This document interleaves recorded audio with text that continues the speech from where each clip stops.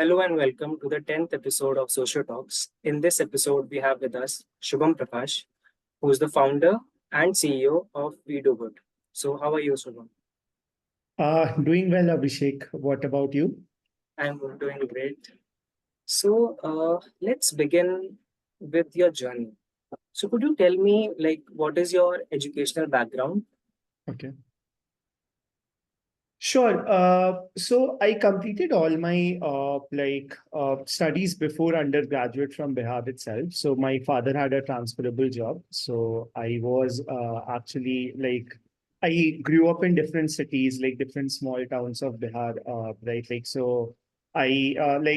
I was not consistent with any school, but yeah, spent different time in different schools itself. Post 12th, I joined IIT Kanpur for my bachelor's. I completed my bachelor's in mathematics and computing branch from there itself. Didn't think about going for a master's. So yeah, that is my education background. Yeah. Okay. And how about, after your education, uske baad, what did you start up, doing? Sure. So post IITK, right? Like I joined Mastercard. My initial role was of a data analyst, where my work was to analyze structured data, build pipelines of how things can be structured and figured it out. I did that for almost a year before I moved to a consulting role.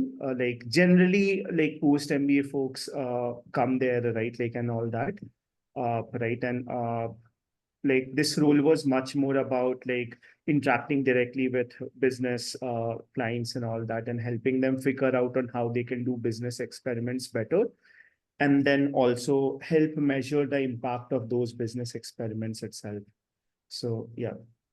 So could you just give an example of, let's say I am a company who will come to you, and ask you, I need help with building data structures or maybe different sort of a consulting. So what was the approach uh, you Okay. had when you, dealt with them?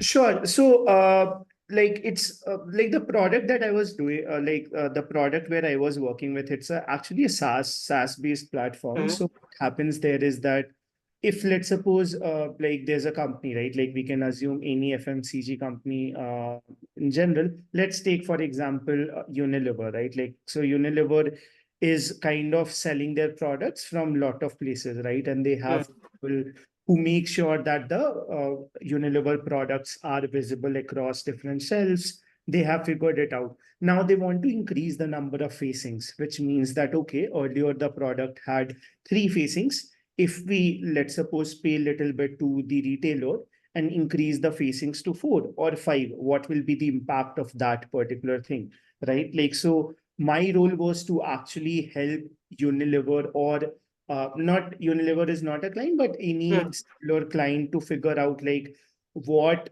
like how they should think about experiment, what type of experiments they can do. And then once the experiment is done, how this can be analyzed to understand on whether this experiment was successful or not, right? And at the end, every businesses do lot of experiments to understand like how customers are behaving, like what is working, what's not working. So instead of just going haywire and like kind of doing it at the national level or at a very big scale, like we enable them on how they can test it out at a smaller number by comparing it with the older results or control stores and then figuring it out like whether this was even successful or not. Interesting. So how long did you work with Mastercard? I worked there for 6 years, right? Like, so initial 4 years, I was based out of Gurgaon itself. And then I had almost a year stint in US. It was based out of Arlington, Virginia. So I spent some time there and post that I moved to Australia where like I again worked with one of the clients there as well for around a year or two. Yeah. So it seems like everything was going fine for the 6 years. So, Yeah, right. why did the switch happen? VideoCode was something which I was which was closer to me, right? Like I started this when like I was already working with Mastercard, right? Like I started this way back in 2022.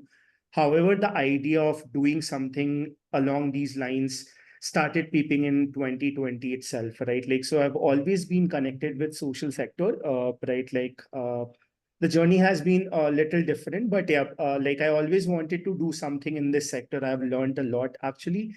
So that's where like the whole idea was that sometime I would like to switch and probably start something of my own in this sector itself. Yeah.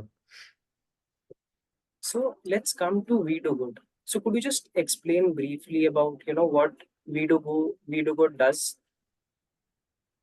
Sure. I'll share a little example first, right? Like, so, like, for example, MasterCard, where I was working. So when I joined MasterCard back in 2018, there were a total of around 75 people doing consulting and analytics for different companies, right? And this is, I'm talking about the strength of MasterCard Gurgaon office.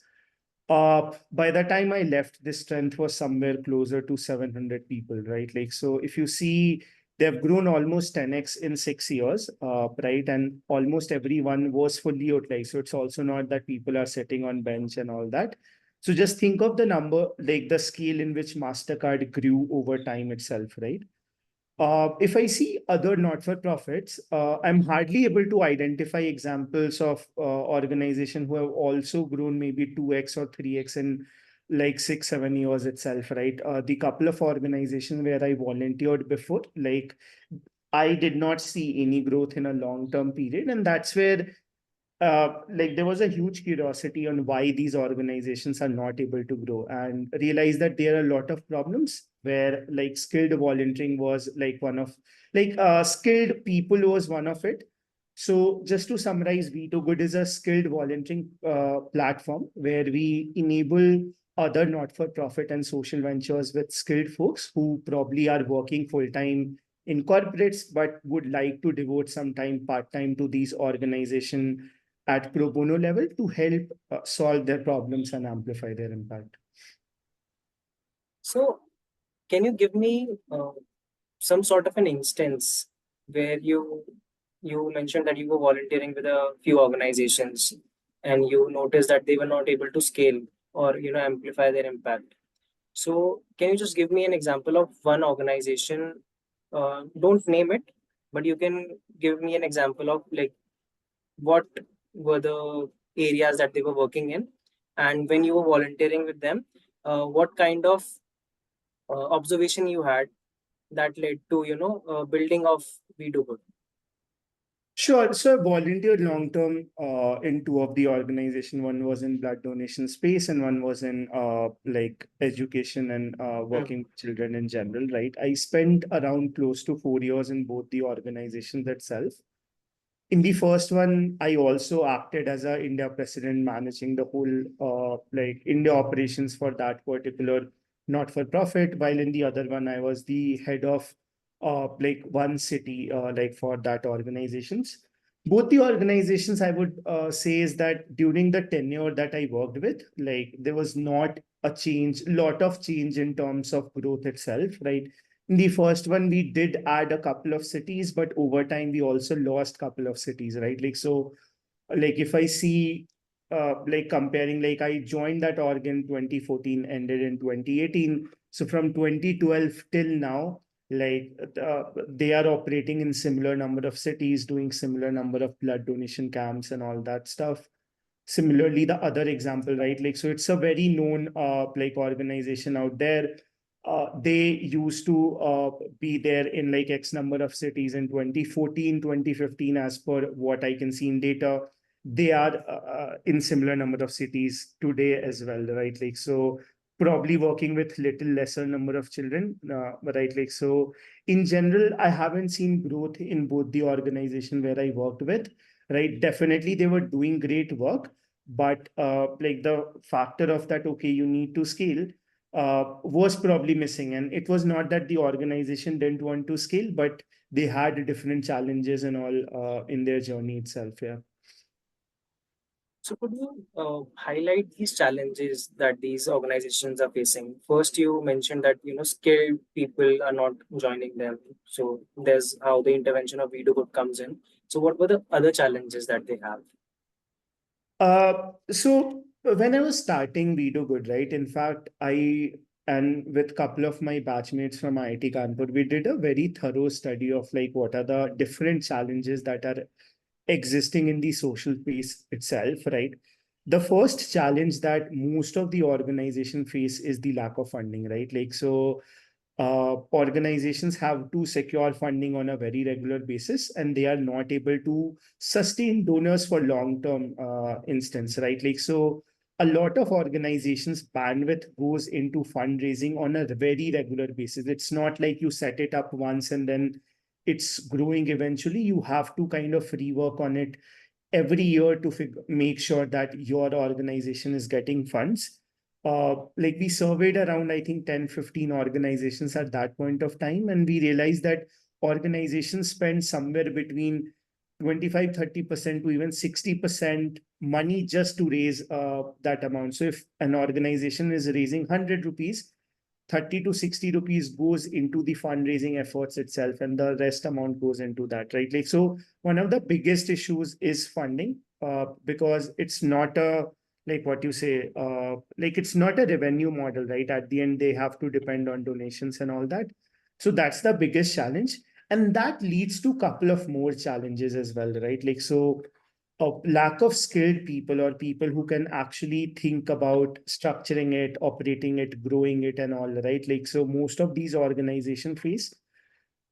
I have met like a lot of nice people in the sector as well, but I generally see lack of like really good people who can think in that way and go about it, right? Like one of the people I think shared an example of that they're like they have to basically play a cricket match where like they only have players like let's suppose they only have players of Shikhar Dhawan, Bhuvneshwar Kumar, and Rishabh Pant, and they have to do everything. So only one guy is batting, only one guy is bowling, and probably like they have like they might have other players, but these are not even national level people, and then just local people in general. But so that's the case there. So people are like, because skilled people generally look for decent payout as well, right? Like, so if the sector is not able to provide that, they'll generally go to other industries, figure things out, right? Like, so I think that's where like lack of skilled people is the other challenge that organizations face.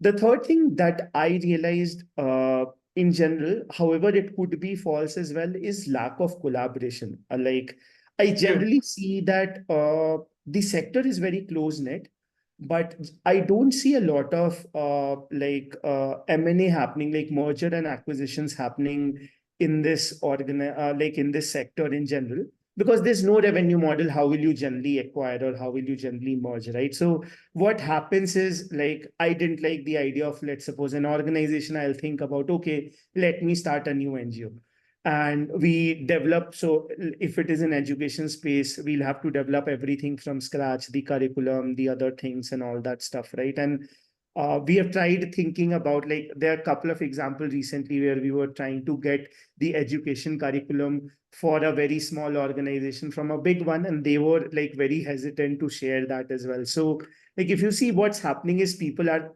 realizing that okay, there is problem, but everyone is trying to solve that from scratch, right? Like there's hardly any learning happening.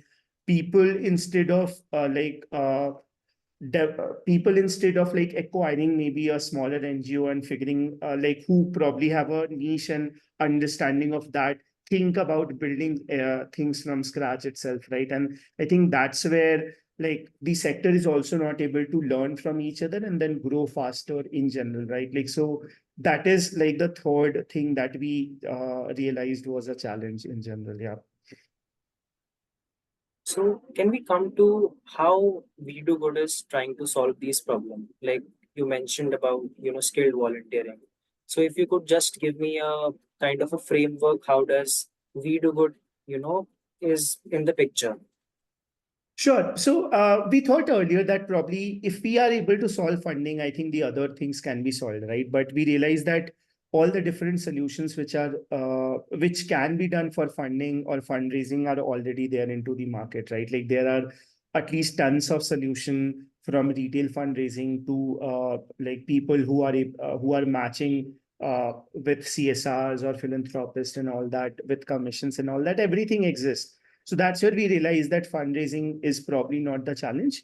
Then we realized that, okay, can we enable these organizations, right? Like if fund is like if they still don't have funds, is there a way to kind of match with the right skilled people? And that's where we started WeDoGood. The idea is very basic. There are a lot of people who want to feel good, who want to volunteer probably in their own time. We want to connect them with not-for-profits on a project-to-project basis, where these individuals know that what they're supposed to work upon, the not-for-profits know what they are seeking, and then these two come together and work on a project where the not-for-profit is able to learn or get things done by these skilled volunteers itself. So, when you were speaking about, lack of skilled people, one of Right. the reasons that I can think of is, the first reason that you mentioned, that is lack of funding, lack of, support. So, do you also think that there is lack of awareness as well in people? They don't know, these kind of opportunities also exist in the social sector. Could be for sure, right? Like, I, for example, have been trying to hire a couple of folks, like, and we are also looking for smart people, right? Like in our organization itself. And there are a couple of roles which have been, I think, we haven't been able to hire at least for more than 3 months or so. So, and there's no such platform which actually caters specifically to the social sector, at least in terms of hiring and all that. So could be the case. However, what I feel is that like at the end, it's a free market, right? Like, so if people are willing to pay well, right, like you'll always find folks who will figure things out and then jump there. So I don't think so. Like it's always the case with that. Like they're like if not-for-profits are able to match the salaries of a corporate, why do we even need a separate platform in general, right? Like they Hmm. can go to the same set of platforms, just compete with the same set of organization corporates in this case, and hire people, right? Like so I think there is some difference, like, and I believe it's funds itself, like, which is probably leading to them not being able to hire that, right? I was trying to put my listing on IM jobs. However, my salary pay was little lesser than what corporates might pay depending on the experience and all that. And the portal didn't even allow us to post it, right? Like, so like that happened because at the end we were not able to match the salaries of what even corporates might be able to pay on that level. Yeah. So it seems like to build a team in a social, organization, it's very hard to do. It is definitely difficult, right? Like if you're looking for smart and talented people with some proven experience, it is we have seen it is hard. Like we are incubated in one of the incubators, and I was just speaking to a like other founder from that incubator, and she's also struggling finding the right talent for last 2.5 months as well. So yeah. So, which incubator are you incubated in? It's actually called EI Valve. Like it's an incubator by India Welfare Trust. That organization was started by Venkat Krishnan, who's the founder of Give India. Right, like so Okay. that's the Okay. yeah. So yesterday I was talking to Sheetal from Counselors. So she was Right. also, I think, incubated with IWT. Yes. Like surprisingly, I also had a conversation with Seetal yesterday. So yeah, Amazing. she's one of our clients. Like she's seeking some support from WeDoGood as well. Yeah. So let's talk about the working philosophy of WeDoGood. Let's Sure. say I'm an NGO. Okay. Uh, I approach you and I say, Shubham, I need help with, you know, creating a strategy for engaging my volunteers. Sure. Yep. So, what are the steps that take? We do what takes to amplify my needs and this. Sure. In order to solve your needs, right? Like there is a three-step process that we do from a not-for-profit side. The first step is scoping. Like it's like a traditional practice in the consulting world where you ask a lot of questions to the client to understand like what their exact need is and what could be a problem in general, right? So for example, when you said that, okay, you need a strategy to retain your volunteers, like what is the issue and why are you not able to retain volunteers? Is it that you are not able to set expectations right, which could be an issue in your recruitment and onboarding, right? It could be that your program is not that fulfilling and people like don't feel like creating that much impact in general, right? Which could be a program specific issue.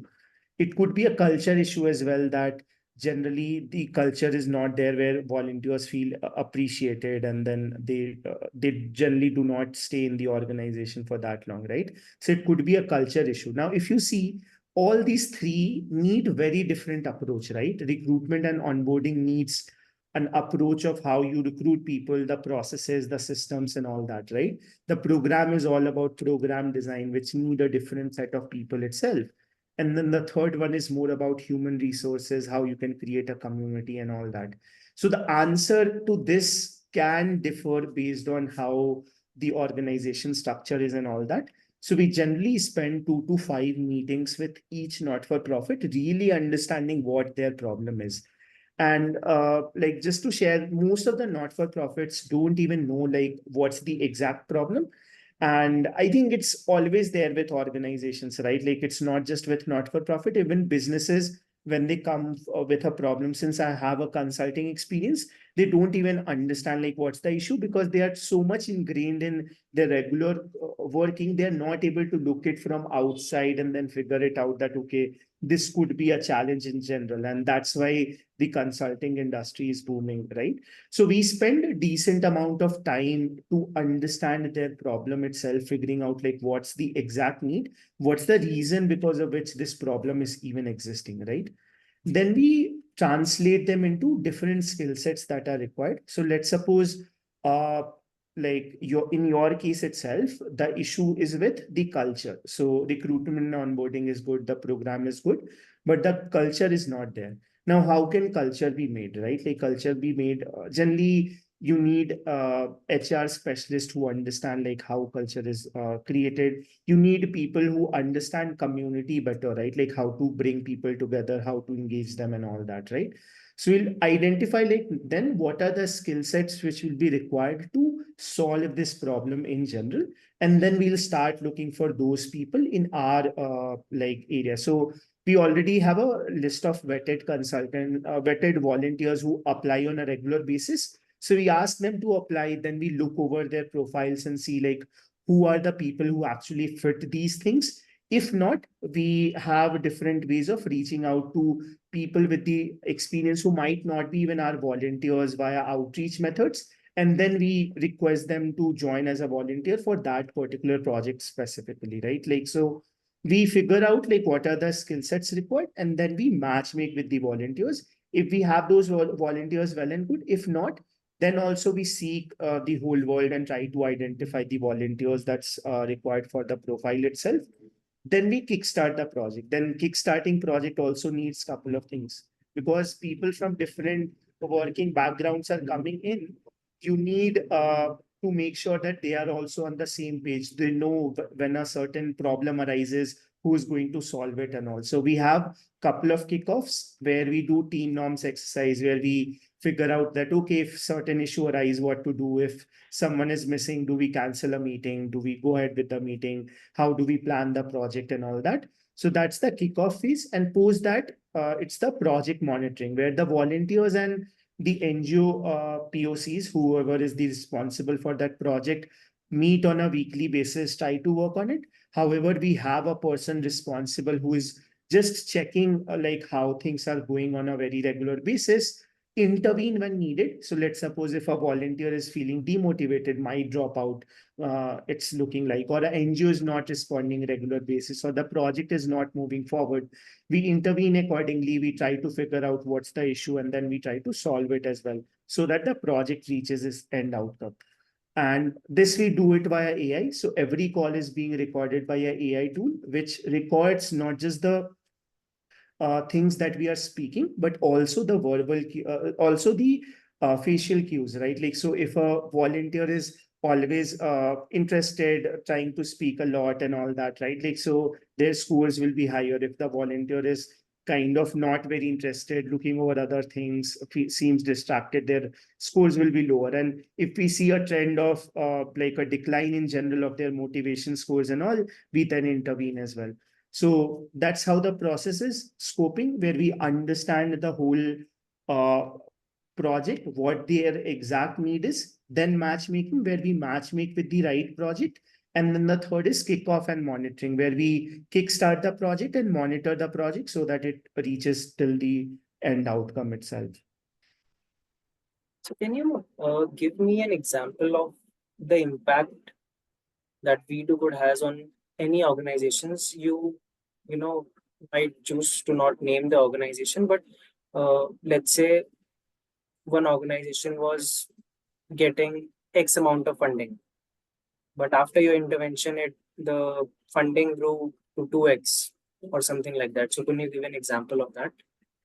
Sure. So most of the projects that we do are little bit like it takes time to see the impact, right? Like in your case itself, I cannot say that, okay, the culture is great next day itself, right? Like, so these are some interventions that we do and we see like whether the NGO is happy and all that.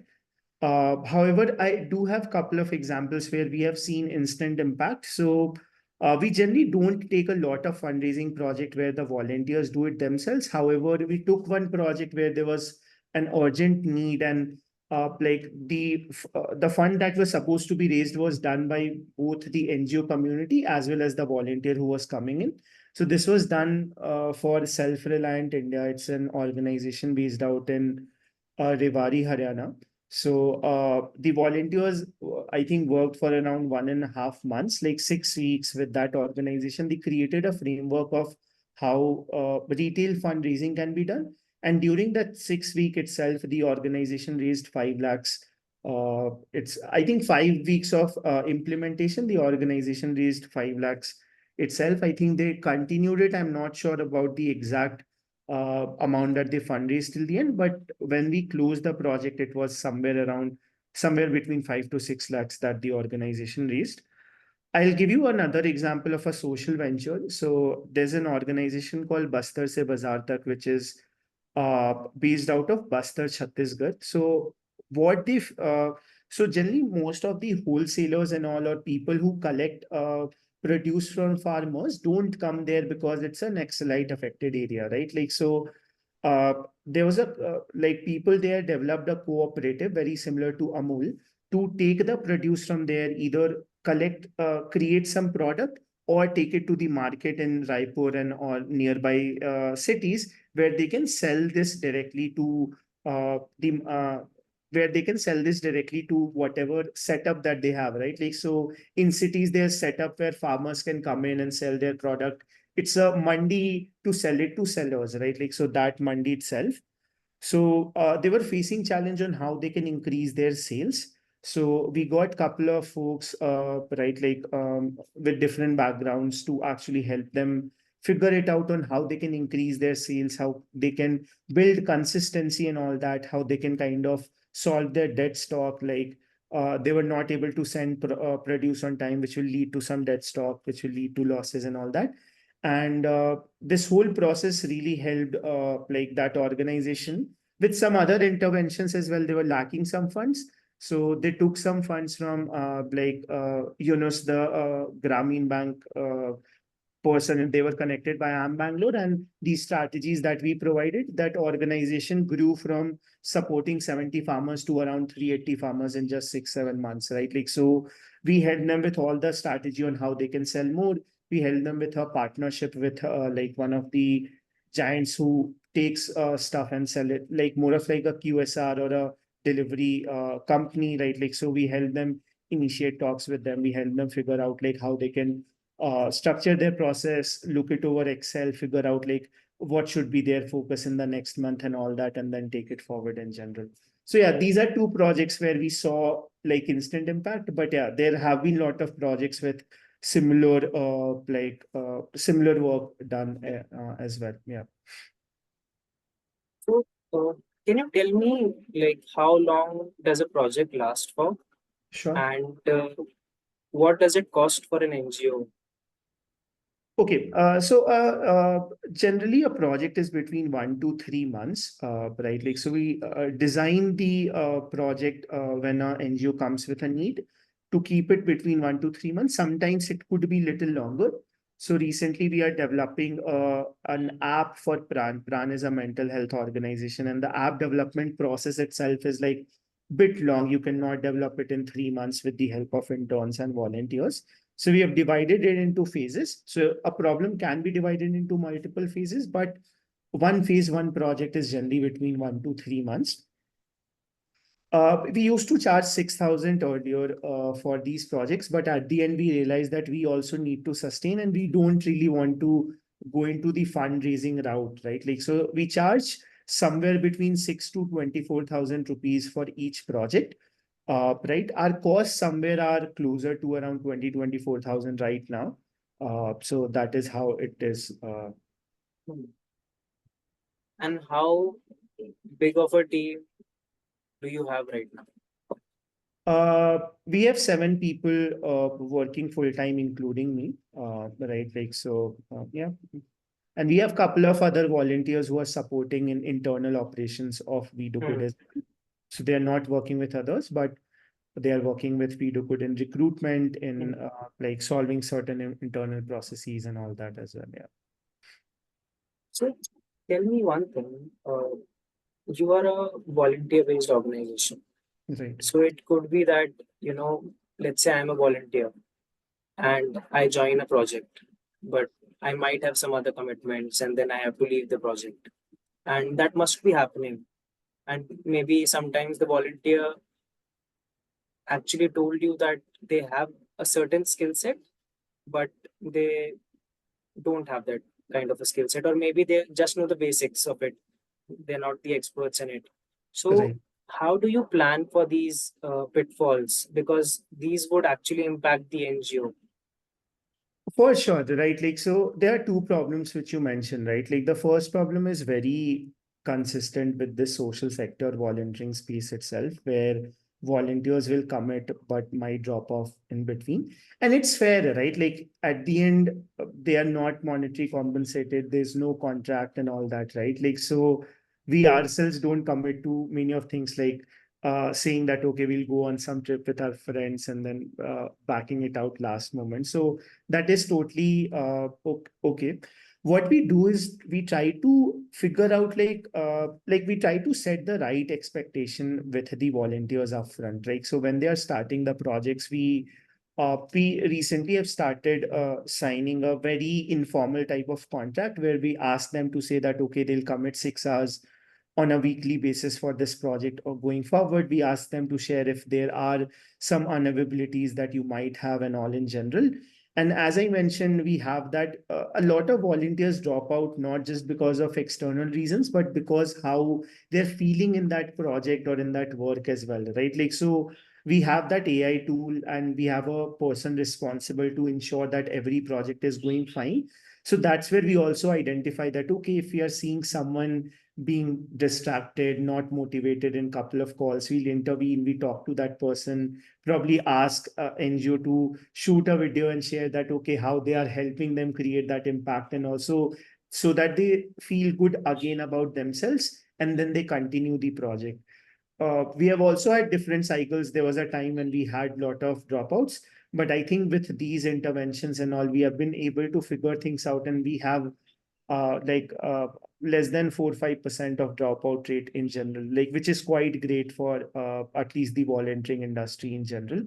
So that is how we kind of tackled the first problem itself. The second one is genuine, right? And because it's a volunteering role, it's hard to gauge all their experience upfront. So we do have a couple of rounds where like we try to interview them and probably give them case studies to figure out on whether the volunteer really understands that particular thing and all that in general. Uh, so we are trying to develop certain other things where we want to assess their skill sets level much better and only assign a particular domain. So like earlier, we would say that, okay, since you are also a volunteer at WeDoGood, right? Like, so we'll earlier say that, okay, you are a volunteer consultant or you are a volunteer associate. But in a month or so, like we'll switch where every person will be tagged that, okay, they are a tech consultant or they are a Mm. fundraising associate or they are a marketing associate. So we'll assess their skill sets in the domain where they are. And we are coming up with different interview frameworks for each type of volunteer to really assess that. The other way where we handle the skill set difference is by adding a mentor. So when we see that there are differences, or when we see that the project is really tricky or needs help, like we have recruited certain mentors who again are volunteers who have deep industry knowledge, and these are not via the regular mentorship process. Either they are volunteers who have more than 10-15 years of experience and did great in the project, or we do a very thorough interview and understanding of their experience. So based on that, we identify certain mentors for each domain. And based on the need, we map them to project where they are not officially the volunteer, they are not putting in 6 hours for that project itself, but they'll guide the volunteers on how to take it forward in general and how things are. So that is how we are tackling these two issues in this place. Yeah. And how does your consulting background, play a role in this? Because I think that might be a very big asset for you in running this. So could you just give me a few pointers where you think that because you come from a consulting background, you were able to handle the problem in a much better way? Sure. So I think the two initial steps of like when I was explaining how the process works with an NGO comes directly from my experience of consulting background, right? The scoping is something which I used to do on a very regular basis with a client, trying to understand like what their issues are, what they have done, how they go about it, and all that. So that scoping framework is somewhat very similar, which I brought directly from my consulting experience. I also used to be a pre-engagement manager where, let's suppose a new project comes in, like my role is to understand this and then figure out like which type of team will be required to solve these things, right? Like which type of expertise will be required to solve these things. And that helps me in matchmaking, right? Like, so that's where we are able to identify that, okay, what are the things required in a certain project? How do we translate it to the skill sets? And then how do we find the people? To share a very basic example, a lot of fundraising project comes in, but corporates don't have fundraising experience, right? Corporate employees haven't fundraised. So depending on the fundraising project, it can be either a campaign-based project if you're doing retail, it could be either a partnership project where you are trying to figure out CSR partnership, maybe influencers. It could be a community-based project where you want to engage your volunteers itself to raise funds. So we first identify what things are, then we say that, okay, the skill set required is partnership, the skill set required is community, the skill set required is campaigning. And then we find who are the people who might have good experience in partnership. So that comes from also from my experience of consulting little later years where I acted as a pre-engagement manager and made sure that every project has the right set of people who can deliver those projects. The later part comes from my volunteering experience, the organization where I volunteered for 4 years, like in the education space. They are known for their culture and how they manage their volunteers and how volunteers feel. So I tried taking some bits and pieces from that organization. They definitely do it a lot well, and something that I can really still learn from them. But yeah, tried taking on some pieces from there and how to manage volunteers and how to set the expectations in general. Yeah. So you earlier you mentioned about NGOs paying you a certain amount of money to do the project. It could be 6 to 24,000 or in between. So I wanted to understand, are NGOs willing to pay this kind of money? Do they even have the resources to? Although 6,000 seems a very small amount, but for Yeah. an NGO who's functioning on CSR funds, who's functioning on donations, do you think there's a problem in them even paying 6,000 rupees? That is right. And that's where we are also trying to figure out on how we can be sustainable as well. So there are two problems. First, right, like 6K is a small amount, right? Like when we go higher more towards 24,000, then it starts becoming a little bit of a challenge. And or NGOs are hesitant because like at least a lot of volunteering platforms that they have had generally, at least in terms of skilled volunteering, their experiences have not been that great, right? Like at least the other platforms which focus on these, I'm not blaming them, but at the end they want to sustain. So their primary focus becomes on the corporate side, where they first get corporate volunteers and then try to Hmm. find which NGOs will fit in. So that's where you're not catering it to NGOs and giving them the right volunteer who can really do it for them. And that's where they never had good experience in general. So at start, they're always hesitant to pay any money, right? Like we have had, I think, 50% of the NGOs who are new or don't know any of our current partners. They've also always said that, okay, we won't be able to pay. We are hesitant. Even 6K is too much and all that stuff. Many platforms do it for free. Why do you charge Hmm. us and all that stuff? But the way we do it is okay, don't pay upfront. Why don't you do a project? If you like it, you can pay it at the end, right? Like so that is how we are building credibility at start. Though it is still difficult, right? And that's where like we have a huge big range of 6 to 24,000.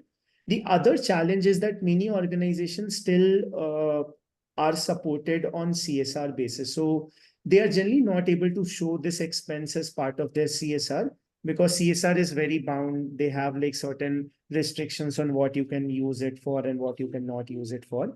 So many organizations, even after having money, like they say that okay, they cannot pay it or they have some constraints. We'll have to figure it out and all those basis.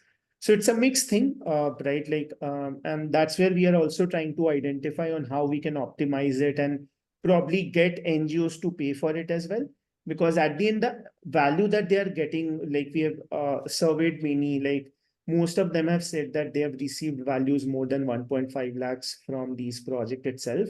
So the values is easily like 10, 15, 20x of what they are paying in general. But yeah, that's the sad reality that funds is a crunch. Yeah. So, have you ever thought about, tapping into the CSR funds itself? Like, let's say an organization gets a CSR fund from some corporate, and there are different, budget line items in that. There Right. must be something for, internal monitoring and evaluation, and there could be some fund allocated to the, feasibility study and all of that. So have you ever thought of, tapping into that fund? Because there you might be able to, get that amount. Sure. One of the things is because these are volunteer who are doing it, right? We do not want to get the name of volunteer or we do good in these reports. Like Hmm. there's an organization who did an M&E study and they said that, okay, we do good did that M&E study, right? Which we didn't agree at start. But now think that, okay, if there's some issue, because at the end, our programs are all virtual in nature, right? Like, so probably NGOs did not share it with it or it mismatched whatever due to it. At the end, these are volunteers. You cannot expect them end to end, ensuring without any issue it's done and all that.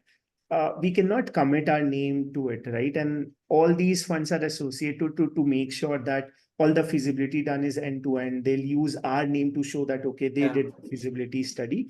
And that's where I think a little bit of a constraint is there.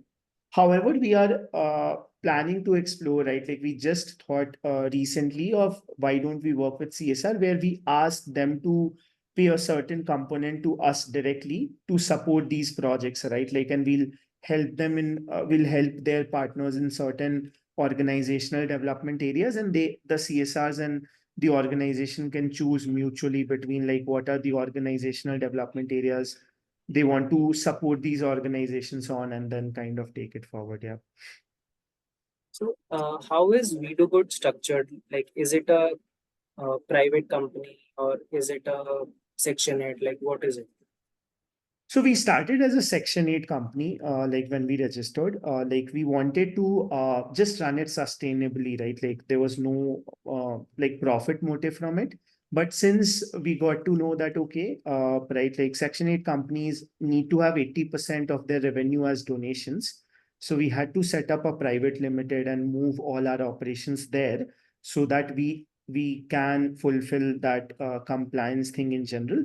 However, we still have Section 8, so we are a hybrid organization. And if there's any projects where the funders want to pay for the whole project, We Do Good India Foundation, which is the Section 8 company, will run the project. And there won't be any money charged directly to the NGOs, and we'll provide that service. However, if NGOs are paying, right, like that will be done via the private limited company itself. So, you have been leading this organization for around 3 years now. Kind of, Like yes. like officially on papers, three Yes, years. right. But if we talk off paper, then from 2020, like four and a half years. Not exactly. So, in fact, we started post we registered. So, Yeah. right. So you can say officially 2.5 years. Right. However, initially it was very slow, right? Because I was doing a consulting job. I recently left my job at Mastercard. So I was doing both things parallelly, right? And earlier we didn't have a full-time team and all that. So the process was quite slow. But yeah, have been doing it for around 2.5 years. Yeah. So, can you tell me some of the insights that you have had from the industry when you talk to different people? I'm assuming that every week you talk to different NGOs and you understand their battles. One of them being, fundraising. Second being, having the correct people in their team. So, Right. what are these challenges that these NGOs face, and what can they do to actually get out of those challenges? How to solve for them? Uh, sure. Right. Like, so our conversations are a lot about the internal problems that they are facing Hmm. and how to kind of go about it. Right. Like, so marketing is something which is a very important problem, I think, for most of the organizations. Right. Like, and they don't think like most of the organizations don't plan properly on how to go about marketing. Like they feel that just posting couple of content on social media which might go viral is the solution for it, right? And they even ask volunteers on how we can get two posts which become viral and all that, right? They don't understand it's a long-term process which Hmm. needs dedicated team to even engage, figure out and all that stuff. So marketing is one solution that one thing that where they really are lacking in general, right? And with marketing, there are a couple of other things like branding, how you brand yourself, how you present it to people in general, how do you even share your numbers and all. Most of the organization don't even have like their annual reports and all present on their websites, right? Well, like which is one of the first indicators that a funder look for, right, in general. Yeah. So this is like one of the like first challenges. I think the second challenge is right, like most of the organizations don't have a vision or what they are looking forward to as well, right? Like they are just into I think they've just gotten into operations and they are just trying to solve the daily nitty-gritties, that they are not able to see that, okay, what's my plan for this year? What's my plan for next year? How do I grow? How do I plan for it? They want to do it, but they are not thinking in those lines, right? Like, so they are just thinking in terms of how to solve it internally. And since they have lack of people, they themselves jump into operations most of the time, and their time kind of goes into that itself. So lack of vision, figuring it out, what they are really looking forward to and all that is like, and third is definitely like fundraising in general as well, not understanding what CSR needs, how to go about a certain set of funds, right, and how to solve those for that in general as well, right? Like, so that are, I think, few challenges as such, right? Hmm. So, let's take an example. Let's take an example that I want to start an NGO. Right. So before, going in for the registration, what are the few things that I need to make sure of? Like one that you mentioned could be the vision, that have something in your mind what you want to achieve with that NGO, what are your goals, what are your plans to do that. But apart from this, what are the things that I need to figure out? Sure. I think vision is definitely there, like why you are doing it, because at the end, you also want to be motivated by like what you are looking forward to. Entrepreneurship is a hard journey, right? And especially social entrepreneurship is comparatively harder because you don't just have to solve for product, you also have to solve for funding, right? Like, so I think that's where, like, at least you should have clarity in mind on why you are doing it and what you are doing it. Don't like fixate on the idea and all, because things like you generally figure it out on what you want to do. Like your first solution is not the rightest solution, you figure it out in the journey itself, right? Like, so I think that is first thing where you should have an idea and plan and a focus on what you really want to do. And that's where like a lot of industry folks would suggest creating a TOC and what would change look like and all. I personally believe that these are exercise which you should do at least a year or two after, right? Like once you have figured out like what you are really focusing on, you might start at a children but might focus on a very different niche rather than a basic education in general itself. So that's the first thing that you should go about it. The second is you should think about on how you are planning to do, right? Like whether you want to create an organization which is which runs at scale, like which impacts like thousands of people, or whether you want to create an organization which is very deep rooted, right? Like which probably is only working with 10, 20, 50 people or beneficiaries and just focusing on the everything of those beneficiaries, right? Like, so either it could be horizontal or vertical depending on the way you are thinking of impact.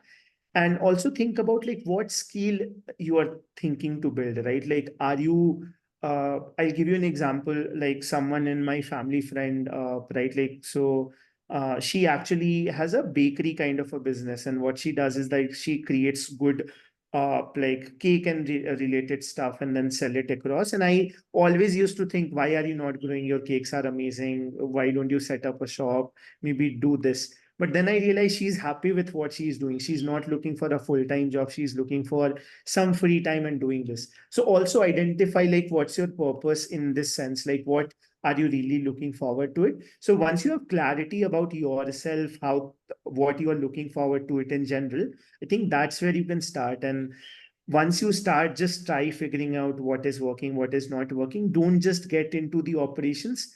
Your focus should be that you are able to automate operations first and then pass it on to someone who is able to run it quite well. And then you start focusing on the strategy of the organization, how organization can grow, how I can open some other doors and all that stuff, right? Like how I can maybe sell or raise funds and all that. And I think that's where the organization eventually starts growing in general. Yeah. Mentioned one word that was TOC. Could you explain what is TOC? Right. TOC is theory of change, right? Like, so it's organizational, it's organization's theory of what change means to them and how they should kind of go about it, right? Like, so for us, it could be very basic that, okay, if an organization is coming to us, what's the problem? At the end, whether they are able to solve that problem or not. Yeah. So, what is your vision and purpose for WeDoGood in the future? Sure. So my vision is that at the end, if any organization is like facing any issues, right, like they are able to seek help even if they are not able to hire to solve that particular problem, right? Like, so I want to create a system, a philosophy where any organization, be it not for profit or social impact organization, they are able to figure out solution even if they don't have a lot of money to solve for it. And we want to engage as many organizations as we can. We have a plan of reaching out to 1,000 working with 1,000 concurrent organizations in next 3 years itself. So like that is what we are working towards. At the end, I feel that like a thing like we do good probably doesn't need to be there where we do scoping everything and all that, right? Like people should be able to understand on how to scope, just post it on social media and maybe find the people. But I realize that India is still very far from that particular piece. So at least maybe set up a like a product, like a platform where all these scoping, matchmaking, monitoring is automated, and then people are able to seek help, make sure their problems are solved directly via the platform itself. Yeah. So, as you have been working with volunteers, so you must have a talent pool with yourself, which you Right. know that this person is good for this person is good for this. So why don't you go into the helping solve the hiring problem for the NGOs? Maybe you can suggest people names. You can hire this person to handle the job. So, like, is there a problem in that? I Let's say I'll give you an example. I'll give you an example of a NGO which has the funds. We won't take into consideration the NGOs that don't have funds. So let's say one NGO has funds, so you could be maybe giving them this volunteer as a resource person, and then maybe you can charge a little bit of amount from them. So you're saying that the volunteer does not act as a volunteer, but probably a full-time or a part-time employee, Yeah, right? yeah. Sure. If you see the number of organizations who might be willing to do that is a lot lesser. And if Hmm. that's the case, there are a lot of other headhunting firms already there, right? Like whose whole role or job is to find that and take a cut. So we are not solving any new problem there, right? Like I can name 4 or 5 which we Yeah. recommend when an NGO comes to us and say they want to hire. Like these firms are already there and they are doing a great job, right? Like we want to solve the problem of organization who probably don't have a lot of money for that particular problem or don't have money in general, and then solve that particular issue. Yeah. So I think I've majorly covered most of the things that I wanted to cover from WeDoGood. So, do you feel, is there uh, anything that you wanted to answer that I didn't ask you? Uh, like nothing from my side, right? I think this has been a great conversation in general. Right, just for not-for-profits who might be like looking at this, right? Like, so even if you work with us or not, or whatever it is, right? Like, try to figure out on how you can scale, right? Because if you're looking for scale, just saying that, okay, I'm looking for scale is not the answer. You should think about on how you can grow, right? Seek help. There's a lot of community who's willing to help on that front, right?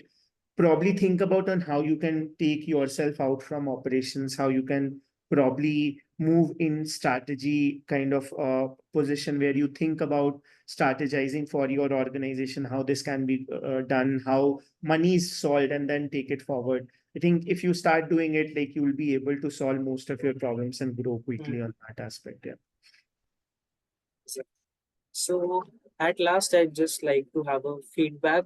Like, how did you like the conversation, and what are the things that you see that I can improve on, or maybe inculcate in the next conversations that I have with people? Sure, I think session was great in general, right? Like, so what I sometimes felt was, I think couple of topics came thoda sa off, like thoda sync nahi ban pa raha tha. So in consulting, we say that whenever you are doing a presentation or something, try to be in a storytelling mode, right? Like where Hmm. start from something and link it to something, then link it to something. So you did try to link it most pieces, but there were a couple of breaking areas where I did Hmm. not relate to ki ये Hmm. Question अचानक कहाँ से आ गया, right? Like, so Okay. that way, I think Hmm. so that is just one thing, right? uh Second is probably because you are also trying to reach out to more and more people, right? Like, Hmm. so I think there are two aspects which like at least I watch a lot of podcasts, right? Like Hmm.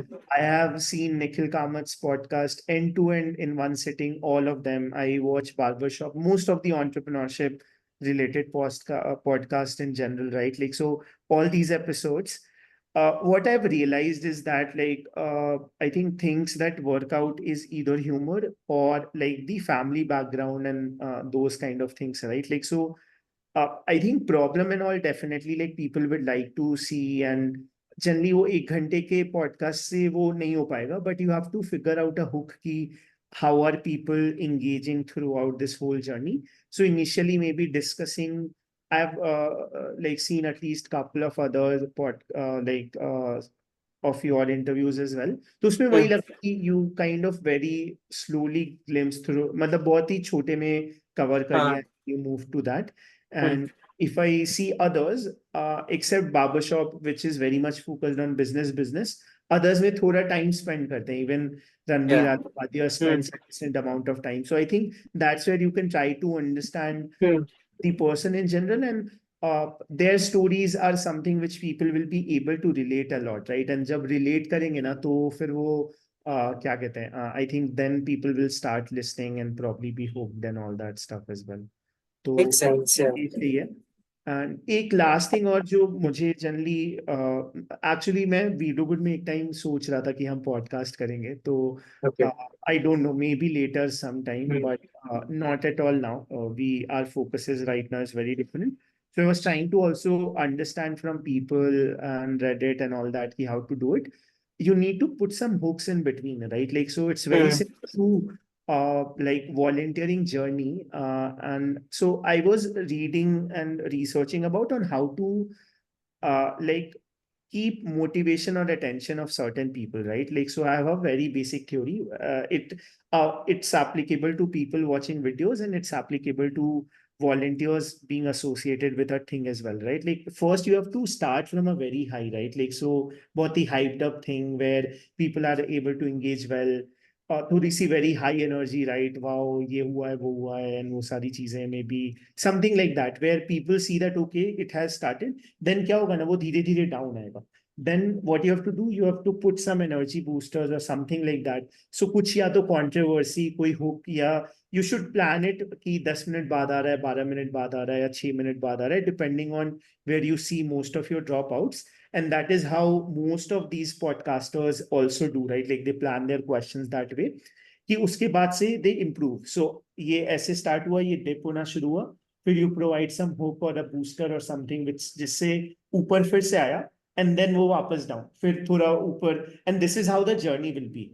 And like, ये editing में ज्यादा होता है, like you cannot Hmm. always put it into like a conversation, because conversation is काफी free flowing, but editing में you have to try कि वो hook maintain रहे ताकि लोग continue करें. Otherwise अगर कोई लंबा पैच आया जहाँ पे चीजें slow हैं, जहाँ पे थोड़ा Hmm. बोर लग रहा है, people will just drop out, right? Like, so I think that is a lot applicable to us as well, and that's where we try to provide that motivation booster by recording NGO का ये उनसे बात करके and वो सारी चीजें. And I think similarly in videos, they try to provide some certain things and hooks on those aspects. So yeah, that's just couple of feedbacks that I had. Yeah.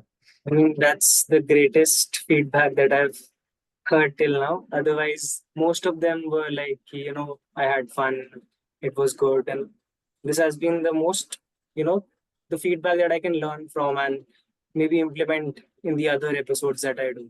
So thank you so much for this.